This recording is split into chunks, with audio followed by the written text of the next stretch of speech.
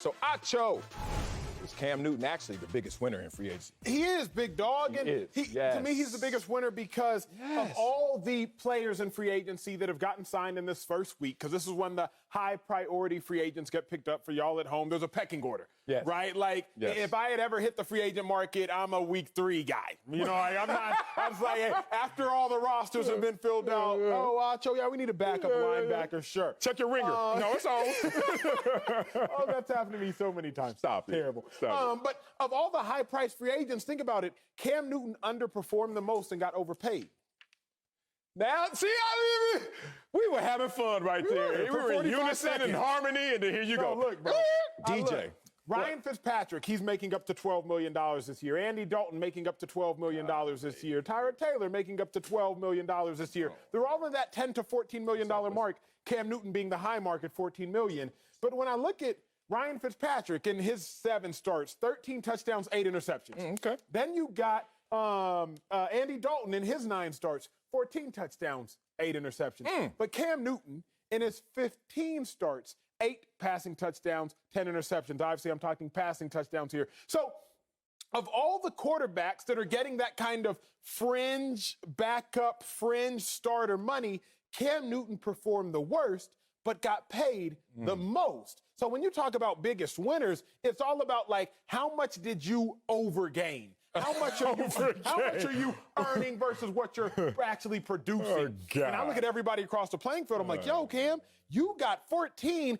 You got 14 and you played the worst. But I think, Marcellus, the biggest thing we have to look at is this. Cam Newton is the only person who, at this junction in time of all those fringe starters, is supposed to be the unequivocal starter as it stands right now. Andy Dalton with the Bears, they still trying to get Russell Wilson. Ryan Fitzpatrick, he knows he's just a temporary guy. Tyrod Taylor in Houston, they're still trying to keep Deshaun, obviously, as much as possible. But then there's Cam Newton, and it's kind of his job to lose, whereas those other guys, they just appear to be placeholders. Cam Newton by far biggest winner. So what you saying, fabric softener? What's the hell you up here saying, Downey? Oh, man, damn, we were having a good time. I literally wanted to cut that take and just show it to the world, because everyone says we always debate. We're always on opposite sides. You watch Snowfall? I do. You watch Snowfall? Yes? This season? No, not this season. I'm behind. I got work to do. Somebody got to prep for the show. Somebody got to prep for the show. Rare. Okay, well, if you watch this season, this is how we usually act. Man, boy, Scully. You're going to figure out what that is. People out there laughing right now. We always beefing. That's what's going on. But let me just poke at your take, because Cam Newton is actually the biggest winner in free agency. Now, it was a photo finish because Dak Prescott was like, and Tom Brady was right there saying, I got my team together too. However, Cam Newton does lean them out. When you take shots at Cam Newton, you know what I hear? Like Charlie Brown's teacher. Wonk, wonk, wonk, wonk, wonk, wonk. You don't even know what Charlie Brown's teacher is? I do. Damn I watched that. Okay, good. Some of it. And I just, you know what? After Charlie Brown clears his earwax, hearing the teacher, you talk, wonk, wonk, wonk. I say, how many MVPs all those other guys have? Anybody? I say, how many Super Bowl appearances any of those guys have? Anybody? Just because that's a part of Cam Newton's resume, and Bill Belichick understands that's a part of his DNA. So when you talk about Cam Newton not living up to expectations, you also have to counter that with, can he live up to his potential? What is Cam Newton's potential? Now, we know he's being dressed up better this year than he was last year. Let's not even get into personnel. Let's just talk circumstances first. Cam Newton, are you going to have continuity this year? Yes. Did you have it last year? No. I was signed on like 4th of July. Right after the fireworks, they signed Cam Newton. Were you allowed to play in the preseason last year? No. This year? Yes. Will there be an offseason you can participate in this year? Yes. Last year? No. Okay, now let's get to the personnel. Because Cam Newton, as Giselle said, can't throw the ball and catch the ball his damn self. So Cam Newton now has the best 2 tight ends that were available in free agency. Don't you sneeze at that. Why does that matter? Because for the last 2 years, the New England Patriots have been ranked dead last in tight end production, to the point where Tom Brady left, in part because they didn't have weapons, especially at the tight end position. Also, 2 proven wide receivers versus what he was working with last year. You add all that up with the 7th-ranked scoring defense that also improved. Oh, Bill Belichick saying, all I need for you, Cam Newton, is to be Cam Newton. Last year, he tried to be Superman, and he became the greatest American hero. Remember, he used to fly to the buildings. This year, Cam Newton is set up to be who he is, Super Cam. So I feel you on that. Yes, we have to revert back to when talking about who was the biggest winner. I think about two words, right? I think about somebody who received excess grace. Okay. Right? You got something you didn't necessarily deserve. Or somebody who received excess mercy. You didn't get punishment you necessarily should have. Oh, we're going to church. We got to go to church a little bit so I can make my point. Okay. Cam Newton got both. Cam Newton got excess grace and excess mercy. What do I mean? Quarterbacks historically that perform as bad as Cam Newton, they don't start again the next season. Facts. I got the full screen and the facts to back it up. Brock Osweiler, 2016, 15 touchdowns, 16 picks. The next year started 4 games with a different team. Mark Sanchez, 2012, 13 touchdowns, 8 picks. The next year, no starts. My guy, Vince Young, Texas alum. He has 9 touchdowns, 17 picks. The next year, 1 start. But Cam Newton, 8 touchdowns, 10 interceptions. And now he's slated to be the unequivocal starter. Yeah. Excess mercy. He got insulated, if you will, from punishment he should have gotten. You shouldn't be starting after numbers like that. But Cam Newton is the starter. Now let's talk about the grace. After becoming, and Bill Belichick essentially anointing him thus far as a starter, I'm going to go spend $50 million on 2 receivers. Kendrick Bourne, Nelson Aguilar. Okay, Cam, you didn't even necessarily do anything to deserve being the starter. Not only am I going to make you the starter, but now I'm going to give you a little excess grace. I'm going to give you Nelson Aguilar, give you Bourne, give you Jonnu Smith, give you Hunter Henry. Tight end Jonnu Smith finished 4th last year in touchdowns amongst tight ends with 8.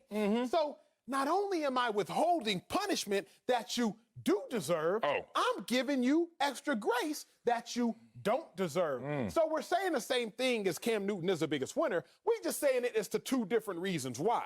Well, look, I know about grace and mercy, and they usually are coupled together because in those situations, you got to look at the individual, and then you also have to process their circumstances. So it's applied differently based on those circumstances. No one you showed on that full screen ever went through COVID. Oh, my gosh. Never went through the most opt-outs because of COVID. Never went through an experience where they lost 4 one-possession games deep in the opponent's territory. Time ticking away. They almost did that close. And none of them had Bill Belichick as their Lord and Savior. Applying that same grace and mercy. Oh, let me tell you about this team right now. Because what they've added is going to be amazing in terms of dividends. With Cam Newton now being the engine of what was already there. I just have a question. I have a question. Damn, I ain't never seen somebody ask question in church. Be real with me. Okay. You know, every now and then, somebody in the congregation raise their hand up, and the pastor be like, this isn't a Q&A session. I was about to say, yeah, and then the security dudes come. But I got a question, Sal. Okay. Did Cam Newton earn the right to be the starter this year? I'm not cut away your bias. Did Cam Newton, Marcellus Wiley... You're projecting. Cut away my bias. Did Cam Newton earn the right to be a starting quarterback in the National Football League based on yeah, Brother Acho, don't you ever stand up in this congregation. We do production calls for a reason. That is not a question on this list, but let me answer it. Yes, he did. I'm going to tell you why. Cam Newton, if you don't have Cam Newton, first of all, you have to base him on what's available.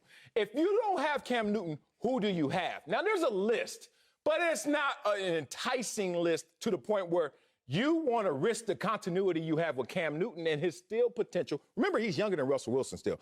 That potential versus getting somebody else into this system and then, once again, starting from square one. That's 1. 2, this is why he earned it. Because Cam Newton didn't have any weapons, bruh. Excuse me. If you talk about what he dealt with last year, he had no receivers have more than 3 touchdowns. Isn't that his fault? Yes. So guess what? We're going to add receivers and we're going to keep you. That's how you fix that issue right there. He has touchdowns by his tight ends total. 1. All of his tight ends last year. This year, this is what he's added. I'm going to just tell you. He's added 12 touchdowns from Hunter Henry and Jonnu Smith. He's added, when you talk about 10 touchdowns from Aguilar and Bourne. What? You're adding that type of production just from last year onto this team that already has a top defense, that has the number 4th ranked offensive line by Pro Football Focus. And all they're saying Cam Newton is the same Cam Newton who had more rushing touchdowns than Michael Vick ever had. The same Cam Newton had a better completion percentage last year than even Tom Brady, Super Bowl MVP. The same Cam, I'm preaching up here now. The same Cam Newton, same Cam Newton that has won an MVP. All they saying is, dog, just be you. We have now put the makeup on. I know you went out the other day just in sweats. You got caught slipping. Somebody judged you. Now we got the makeup on. See how fine Cam Newton looks this year. But the problem still is this, bro. What? Big dog Cam Newton, he ain't looked the same in years. That's what I need you and the rest of the world to understand. I hope, my greatest football hope this upcoming season is that Cam Newton shuts me up. Because I told you Cam Newton was my favorite player along with Cam Chancellor. The two Cams were my dogs. But he hasn't looked good in years. And Bill Belichick is taking since 2017, and Bill Belichick is taking a leap of faith. A bound of faith. He is, because 8 touchdowns, 10 interceptions. Nothing about Cam Newton's performance from last year says you should be my guy. Nothing about Cam Newton's performance. Yes, something does. Since week 8 last year. I know it looked crazy. It was raggedy. It was jagged. You put all the pieces on the floor and you look, you're like, this ain't no puzzle. This is not going to connect together. But from week 8 on, you know what Cam Newton did? 14 total touchdowns, only 3 interceptions. But here's the that means it's starting to click. Here's the problem. It's starting to work. From week 8 on, he had 3 games with 1 touchdown. He had 5 games with no touchdowns, and I believe he had 1 game with 4 passing touchdowns. Okay. Let's take y'all into the minds of the locker room, Sal, because this is what it comes down to. Yes. Don't all this analytical talk. Facts. Let's be real. If you and I are sitting in the defensive meeting room watching the Patriots tape from last year, we got the clicker right here. We got the clicker. Y'all in the meeting room with us right now. We got the clicker. Why you leaning back? We ain't in the Cadillac. We in the meeting room. We're pulling up the tape. All right. Nothing about what Cam Newton is doing strikes fear in me as a linebacker. I know for certain nothing about what Cam Newton is doing strikes fear in you as a defensive end. Nothing about what Cam Newton is doing right now, at least last year, is threatening. I might look at Tyrod Taylor and say, hey, if you let him get out in space, he can still get out on you. I might even look at Andy Dalton and say, hey, if you give him a clean pocket, he might be able to hurt you. I might even look at Fitzpatrick. Remember what he did against the Raiders last year and say, hey, every now and then this dude gets a little magical. Let's not let him get hot against us. But I'm looking at Cam Newton and saying, this isn't the same Cam. Y'all don't worry about the cleats. Don't worry about the swag. Don't worry. This ain't the same Cam Newton. Don't worry about the haircuts. This ain't the same Cam Newton. So if we take away all the analytics and all the making TV, and we just go back to where you and I did best, in playing football, whether in college, whether the NFL, Cam doesn't strike fear in the hearts of defenders anymore. Okay, now we're judging Cam based on who Cam was. That's tough, because when you descend from the heavens, you're still higher than the ground. Like, we're not judging Cam based on the competition anymore. We're judging him based on how great he was. He's not the same. Agreed. However, is it worth a roll of the dice to see how high he can still ascend versus going out there with guys who have limited potential and have never ascended as high as Cam Newton? In the court of law right now, I'm going to win this case. One, because I just said I'm going to win it, but that's kind of rigging it. No, but for real, be real. Reasonable doubt. I gave reasonable doubt. Like, if Cam Newton, there's a chance he can shut you up. You know why? Because there's reasonable doubt even to the criticism you're throwing at Cam. That's the only thing I want to push back, because last year, Cam Newton had his 2nd highest completion percentage compared to that heaven, those heights that you're judging them based on. I give you this in story form. We went all this time and didn't go to story form. Peyton Manning rookie year, remember that? 28 interceptions? Yes, that's what jumps out. I remember our defensive coordinator, Wade Phillips, sitting there. He's like, guys, I understand right now it doesn't look like much of a task, but we better get them now because it's in them. And then if we see it come out of them, we're going to be in trouble. We spanked them. I think we beat them twice that year, Buffalo Bills. 3-13 they were. Next year, they flipped it, 13-3. I'm not saying Cam Newton is going to go to that level where Peyton Manning's great.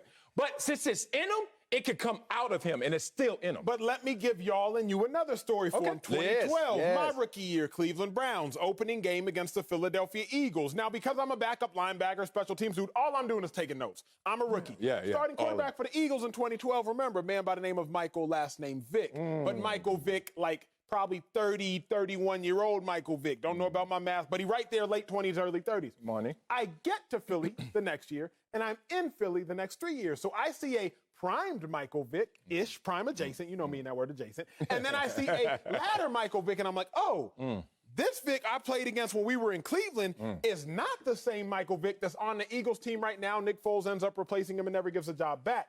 So with that being said, there are two ways. I do think that the Peyton Mannings are going up the hill, and the Cam Newtons of the world are on the hill. I think one's going up, one's coming down. I totally in agree. our proverbial story. Yeah, I totally agree with that. And I understand that, and that's why there's even reasonable doubt in my take. However, if Cam Newton has some good breaks, that means as he's going down the hill, he can slow that process down. We might see something special in New England this year.